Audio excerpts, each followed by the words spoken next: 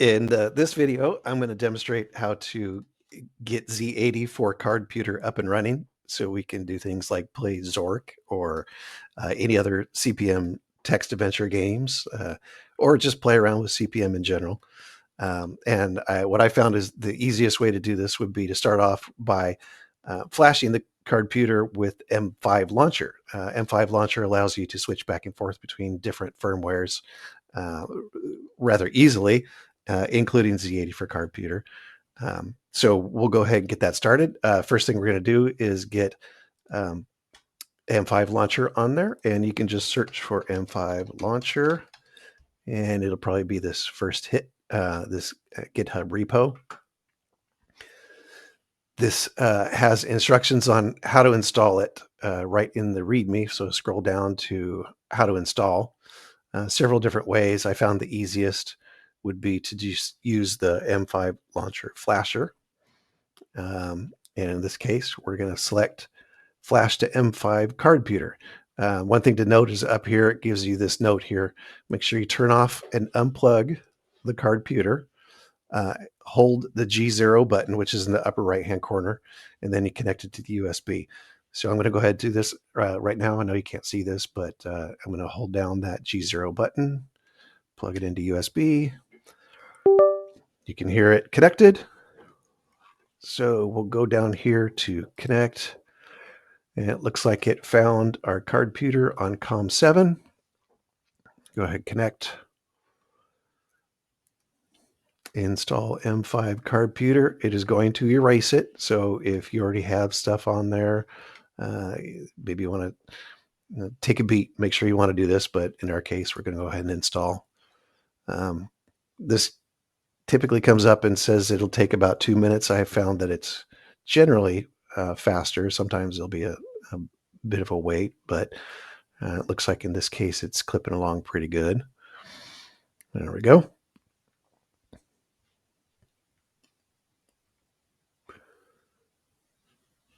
Once it finishes, we can go ahead and disconnect. Installation complete. Go ahead and close this out. I'm going to unplug it. And I know you can't see this, but I'm going to go ahead and turn on the Cardputer and make sure I get the M5 Launcher splash screen. While that splash screen is up, I'm going to hit the OK button on the far right. I'm going to see that the SD menu option is grayed out because we don't have a card in there. So we got to prep the SD card. Go ahead and shut off the Cardputer. I currently have an SD card connected to my PC, and it doesn't have anything on it. So you'll want to make sure and erase anything you have on there. What you don't want to do is make sure it's formatted to FAT32. In my case, I've already done it. So I'm not going to do it again, but just make sure you save whatever you want and format it from there. Now what we need to do is get the files for Z80 for Cardputer, and that is on my GitHub repo here. You can pick out individual files and folders if you want. I think it's just easier to download the code as a zip file. So let's pull down the entire zip in the download folder. Once that's done, looks like it's done. There we go. So I'll go ahead and extract all the files.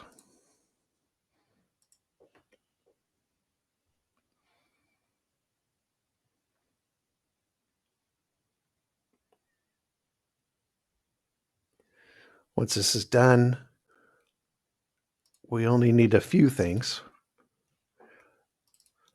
In our case, what we want is under SD card files, we want boot text, Z80, and disks. And all of those need to go onto the root of the SD card.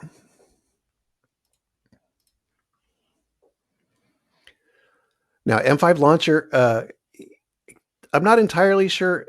I just kind of follow the defaults, and I'm not sure if it requires it, but I've stuck with it. It requires it. what I have done is created a folder on the root called downloads. Um, I don't know if it could be named something else, but haven't tried. So we're just going to we're going to create a new empty folder called downloads. And then back to our extracted code, we need to go back up to the ESP32 Z80 emulator. And under that is release. And here is our firmware in a bin format. So I'm going to take that and put it right under downloads. Then I probably should have started with that, but we'll go back into the Z80 folder. There's one file that we need to edit, which is creds.txt. This is required so that you can access the Cardputer over telnet if you want. What you're going to want to do is set up your SSID for your network, whatever network your Cardputer and your whatever you're using to access it is going to be connected to. So you'd put in, I don't know, my network and whatever password you use and save that.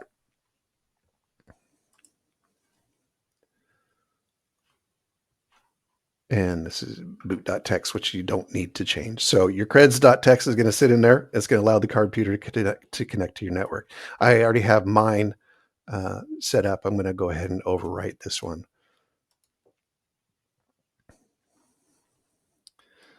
All right. So once that is done, we can go ahead and eject the card. And we're going to go ahead and put it back or put it into the Cardputer. I'm going to insert it. Again, I know you're not able to see this, but it's in there. I turned on the Cardputer at the splash screen. I'm hitting the OK button, and now the SD menu option is available. I hit OK on that, and I can use the arrow keys in the lower right to navigate up and down. I'm going to go down to the downloads folder, and we'll see the ESP32 underscore Z80 underscore emulator. And I'm going to hit OK on that, and then install on the next screen. So it's installing the firmware, which would then automatically launch. And it's going to attempt to connect to Wi-Fi. Once it connects, it's going to tell you on the front screen of the Cardputer what IP address to connect to. Now, you can use Putty. That's my kind of go-to to connect to when I'm wanting to play text adventure games or whatnot on this thing. But I found that you can also do it in Linux. I've set that up here under Windows Subsystems for Linux, and I can do telnet.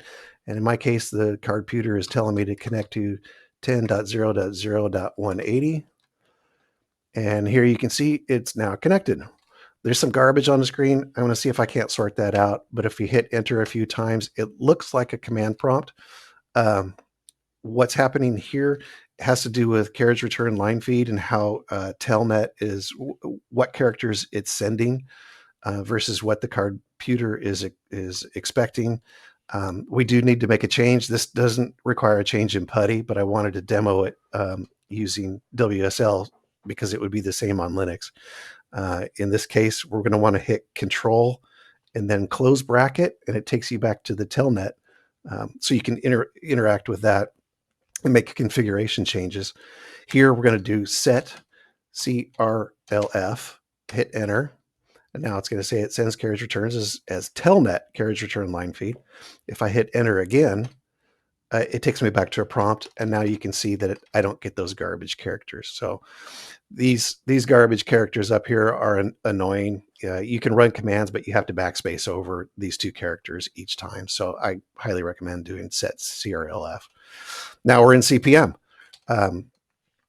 So if you pull up a directory listing, dir, you can see that there's some already built-in commands there for you.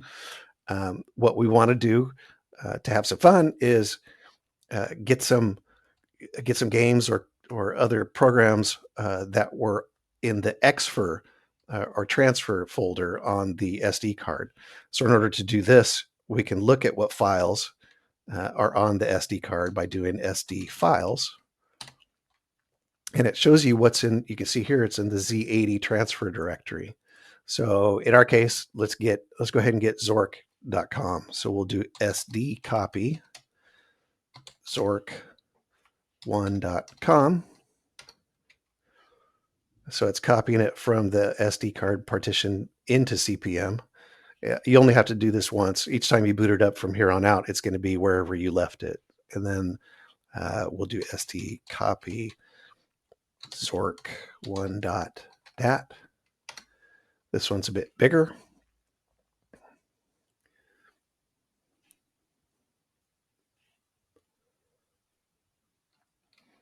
Takes a bit more time. Also should note that I'm currently on the A drive. There are, you can create other drives, and I'll show you how to do that in a moment. But you can create A through P, I believe. And I believe each one are 8 megabytes, so they're fairly large. You can fit a lot of old CPM programs in on a 8 meg drive, but for keeping things organized, you may want to do that. So now we've got Zork. I should just be able to do Zork 1, and there we are. We're playing Zork over telnet. Open mailbox. Oops. There's a leaflet. Read. Oops, red. Read leaflet. There you go. So for Zork 1, actually, I think for any of them, you can quit and you can say, yeah, I want to quit. It's just going to kind of hang there, which isn't a big deal. Just hit the reset button top left on the Cardputer. Let M5 launcher splash screen sit there, and you can just leave it and it will automatically run the Z80 for Cardputer again. Here we go. And we can go back into telnet. Unfortunately, again, since we're using telnet, we're going to get those garbage characters. So I'm going to do control close bracket set CRLF, hit enter again. And here we go. So let's talk about the creating new disks. What I'm going to do is take out the SD card. I've turned off the Cardputer. I'll go ahead and put the SD card back in. And if you look under disks, you'll see that there's an A disk. And all I'm going to do is do copy. And you're going to want to change it to a drive letter. So I'm going to do B. I'll copy that one. I'll change that to C. And like I said, you can do that up to the letter P. I'm only going to do these two, and then I think that will be the end. Let's see. Eject it. Take out the SD card. Plug it back into the Cardputer. Turn it back on. I see my splash screen.